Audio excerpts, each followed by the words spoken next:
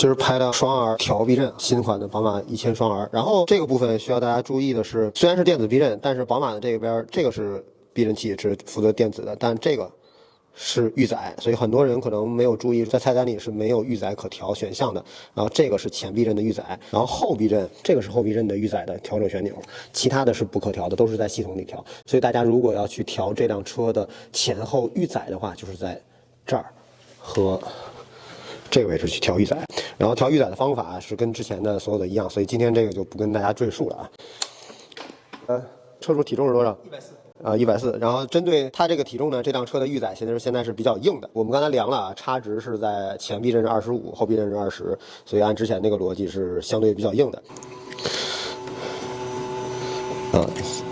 先把赛道模式打开。把赛道模式打开。打开赛道模式以后才可以进这个配置，然后进配置，然后刚才我们配置的是Pro 2。OK， 我们进 Pro 2再给大家演示一遍啊。然后这些发动机啊、发动机制动什么的都先不用管，因为它跟避震没有关系。这个 DDC 是避震器的调整，然后我们进 DDC。然后这个地方会看到两个东西啊，一个是前阻尼，一个是后边的回弹。然后后回弹有2个，大家可以看到有一个小箭头，这个的后回弹是向内的，这种就是这样向内的。下边的这个后回弹呢是向外的箭头。就是向外，所以下边的这个是后避震的回弹，上边这个是后避震的压缩。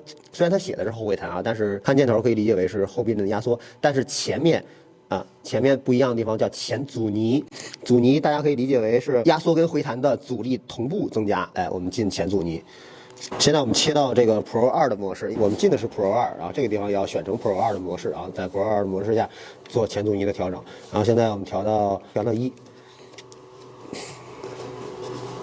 确定，好，我们晃一下车头，好，来，大家可以看到明显的晃动哈，2次晃动，好，我们现在调到10，这是刚才我们试过的啊，把这个模式调到10，好，确定，好的，再来看看，来，好，再来，好，现在就很 OK， 所以现在这个前避震。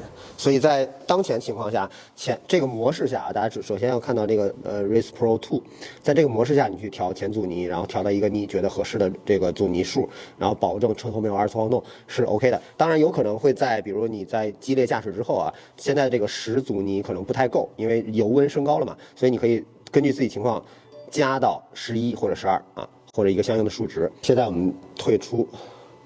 然后到后回弹，后回弹看到这个箭头是向内的，所以这个是压缩。进去给大家演示一下。现在我调的是2啊，压一下车座。好，扶正以后我们压一下这个车座，看看劲儿大小来。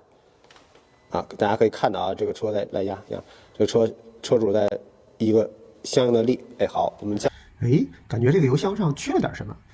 是最新的宝马双 R 的油箱顶还没装，大家期盼已久的宝马新款 S1000RR 以及 M1000RR 的碳纤维油箱顶已经面世了，给大家来一个多角度的买家秀。这款油箱顶是原车开模，完美贴合，喜欢的话可以私信我或者主页店铺直接下单。当然，同步更新的还有顺风450油箱顶的 Plus 版以及忍者650的油箱顶。油箱顶可以让你重刹时身体不出溜，侧挂更稳，既增高又省力。喜欢的话欢迎随时找我哦。加力加到14，好，加到14。我们再来看一下这个后回弹，第一个箭头向里的，实际是后避震的压缩力量加满之后啊，我们让车主同学再压一下，看看什么感觉啊？